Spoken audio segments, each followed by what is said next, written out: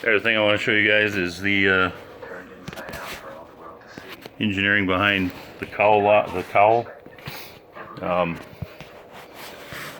There's going to be magnets right there and embedded in the deck. These neodymium rare earth magnets. But you can see my little plywood stops, and watch as I pull up. Ta-da! And there you have it, folks. Put this thing back, put it back on. Doing it left-handed. Line it up and the magnets will just suck it into place. Ta-da!